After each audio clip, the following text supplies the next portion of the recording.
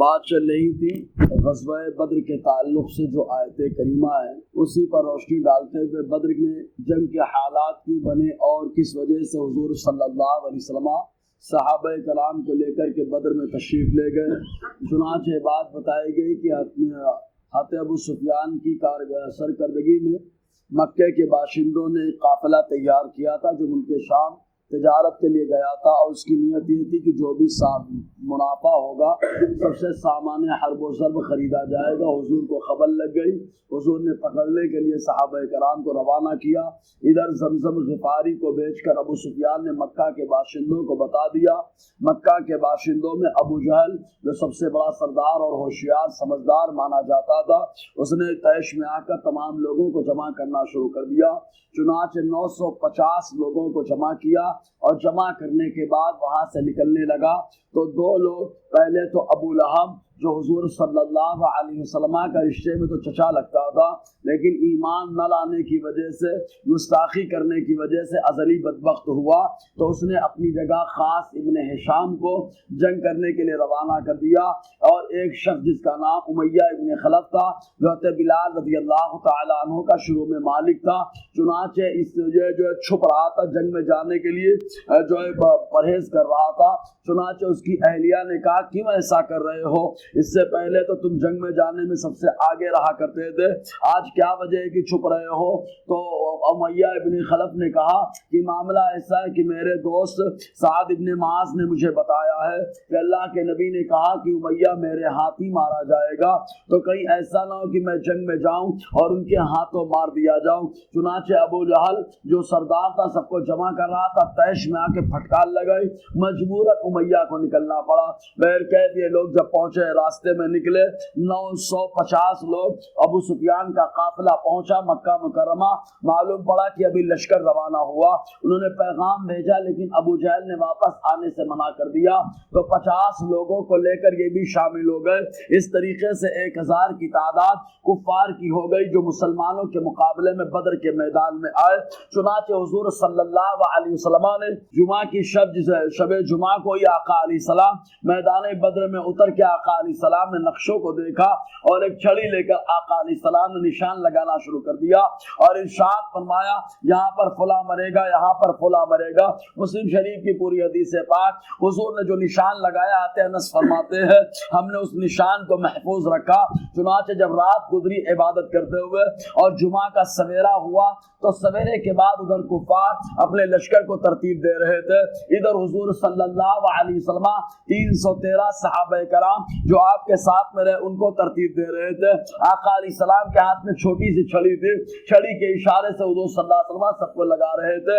ایک صحابی جن کا نام سواد ابن غربہ تھا، چنانچہ ان کے سینے پہ ایک چھڑی لگ گئی، وہ جو ہے سب سے تھوڑا آگے بڑھ گئے۔ حضور نے فرمایا کیا وجہ ہے، کیوں آگے آ گئے؟ انہوں نے کہا اللہ کے نبی صلی اللہ علیہ وسلم آپ کی بارگاہ میں ہمیشہ انصاف ہوا ہے، تو یہ جو میرے سینے میں چھڑی لگی ہے میں اس کا بدلہ لینا چاہتا ہوں۔ سارے صحابہ طیش میں جلال میں آ گئے کہ یہ کیا بات کر رہے ہیں، حضور صلی اللہ علیہ وسلم کی چھڑی ہے۔ لیکن آقا علیہ السلام نے اپنے کرتے کو اٹھایا، جیسے اٹھایا چمٹ گئے حضرت سواد ابن غربہ، اور چمٹ کر کے آقا علیہ السلام کے جس میں عطار کا بوسہ لینے لگے اور رونے لگے۔ حضور صلی اللہ علیہ وسلم نے فرمایا اے سواد ابن غربہ یہ کیا معاملہ ہے، آخر کیوں رو رہے ہو؟ اور تم نے تو بدلہ لینے کے لیے انصاف کی باتیں کہی تھی اور اس کے بعد تم ہمارے بدن سے چمٹ گئے۔ تو انہوں نے کہا اللہ کے نبی صلی اللہ علیہ وسلم میرا مقصد بدلہ لینا نہیں تھا، میرا مقصد تو یہ تھا کہ ابھی بدر کا جنگ، جب بدر کی جنگ کا ماحول گرم ہو جائے گا تو سب سے پہلے میں شہید ہوں گا، اور میں یہ چاہتا ہوں کہ شہادت سے پہلے میرا بدن آپ کے بدن سے مس ہو جائے اور میں آپ کے بدن کا بوسہ لے لوں، یہی میرے لیے آخرت کا توشہ ہو جائے۔ بس اس نیت سے میں آگے بڑھ کر کے آیا۔ اللہ کے حبیب صلی اللہ علیہ وسلم نے ان کو تشفی اور تسلی کے کلمات دیے۔ اس کے بعد جنگ کا معاملہ ہوا، اعلان ہوا، تو پہلے شخصی جنگ ہوا کرتے تھے۔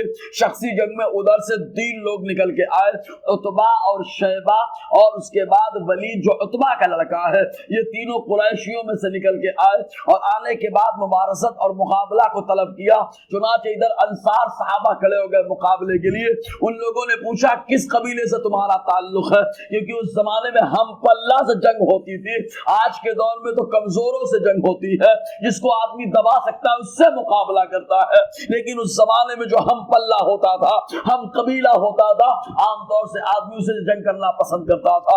تو کہا کس قبیلے سے تمہارا تعلق ہے؟ کہا انصاریوں سے ہمارا تعلق ہے۔ کہا ہم اس قبیلے سے نہیں چلنا چاہتے، ہمارے قبیلہ قریش کے لوگ ہمارے سامنے آنا چاہیے۔ حضور صلی اللہ علیہ وسلم نے انصار قبیلے کے لوگوں کو واپس لیا، اور لینے کے بعد حضور نے ارشاد فرمایا حضرت حمزہ سے کہ حمزہ کھڑے ہو جاؤ۔ آقا نے فرمایا علی کھڑے ہو جاؤ۔ عبیدہ جو 80 سال سے بھی زیادہ بوڑھے تھے، عمر میں زیادہ، قبیلہ قریش سے ان کا تعلق، حضور نے فرمایا عبیدہ کھڑے ہو جاؤ۔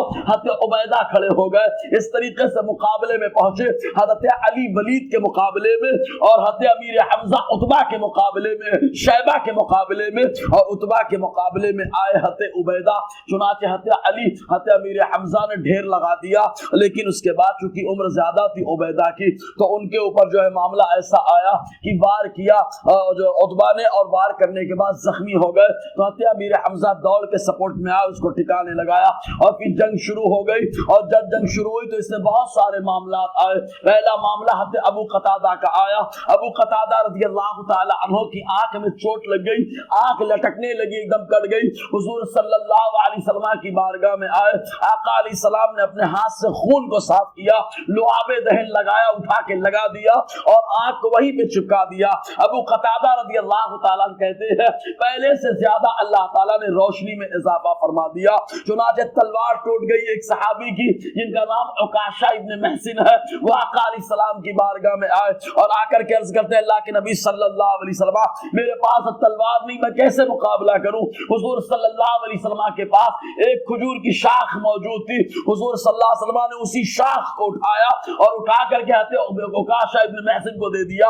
جیسے ہی مصطفیٰ کے ہاتھ سے وہ شاخ نکلی، اللہ تعالیٰ نے اس کو تلوار میں کنورٹ فرما دیا، اور وہ تلوار حضرت عکاشہ رضی اللہ تعالیٰ پوری زندگی جب جب جنگ میں جاتے تھے اسی تلوار کو لے کر کے جاتے تھے۔ عصائے کلیم عصائے غضب تھا، گیروں کا سہارا عصائے محمد، اسی چھڑی کی طرف اشارہ ہے۔ اسی انداز میں حضور صلی اللہ علیہ وسلم کے جانثاروں نے جم کر کے مقابلہ کیا۔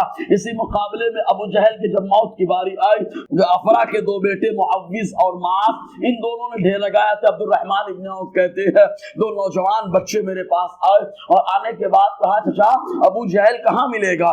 تو کہا کیا کرو گے ابو جہل کو؟ کہا وہ آقا کی شان میں گستاخیاں کرتا ہے، اس کو ڈھیر لگا دینا ہے۔ چنانچہ اتنا کہا، حضرت عبد الرحمن کہتے ہیں میں پیچھے مڑ کر دیکھا، ابو جہل سامنے تھا، میں نے اشارہ کیا، ایک دم جو ہے باز کی طرح دونوں بچے چھپتے اور جھپٹ کر فوراً اس کو ڈھیر کر دیا، اور جب ڈھیر کر دیا تو کفار مکہ نے بچوں کو گھیر لیا۔ چنانچہ ایک روایت کے مطابق وہیں پر معوذ کو شہید کر دیا گیا، اور ایک روایت کے مطابق جو بخاری کے اندر ہے وہ بعد میں بھی زندہ رہے۔ حضرت معاذ کو جب گھیرا اور معاذ گھیرنے کے بعد ان کے ہاتھ کو کاٹ دیا گیا، ہاتھ لٹک رہا تھا، اکرمہ کے حملے سے حضرت اکرمہ بعد میں ایمان ملا، انہوں نے ہاتھ کو توڑا اور آقا علیہ السلام کی بارگاہ میں آئے، اور آنے کے بعد مصطفیٰ کی بارگاہ میں معاملہ پیش کر دیا۔ تو حضور صلی اللہ علیہ وسلم نے وہاں پر بھی لعاب دہن لگا کر ہاتھ کو جو ہے بدن سے جوڑ دیا تھا۔ تو حضور صلی اللہ علیہ وسلم کے صحابہ نے جم کر مقابلہ کیا۔ اس کے اندر بہت سارے صحابہ کرام کے رشتہ دار بھی آئے تھے، حضرت عمر کے رشتہ دار آئے، حضرت علی کے رشتہ دار آئے، حضرت ابوبکر صدیق رضی اللہ تعالیٰ عنہ کا سگا بیٹا، سگے بیٹے جو بعد میں صحابی ہوئے تھے عبد الرحمن، وہ بھی جنگ میں شامل ہے۔ چنانچہ سب سے مقابلہ ہو رہا ہے، اور اللہ تبارک و تعالیٰ نے غزوہ بدر میں صحابہ کو جب فتح عطا فرمائی تو ایک دو نہیں تقریباً 70 افراد جو ہے کفار کے مارے گئے، بڑے بڑے سردار، اور بہت سارے لوگ گرفتار ہوئے۔ اور جو گرفتاروں کا معاملہ آیا تو اس سلسلے میں جو ہے آقا علیہ السلام نے صحابہ سے مشورہ لیا، کیا مشورہ ہوا انشاءاللہ بتائیں گے۔ اللہ تعالیٰ فرماتا ہے قد کان لکم آیۃ فی فئتین التقطا، تم لوگوں کے لیے نشانیاں ہیں ایسے دو گروہوں کے بارے میں، التقطا جن کے درمیان مقابلہ ہوا، جنگ ہوئی، ایک گروہ کیا کر رہا تھا اور دوسرا گروہ کیا، انشاءاللہ اس پر روشنی رہے گی۔ اللہ تعالیٰ فیضان قرآن سے مالا مال فرمائے۔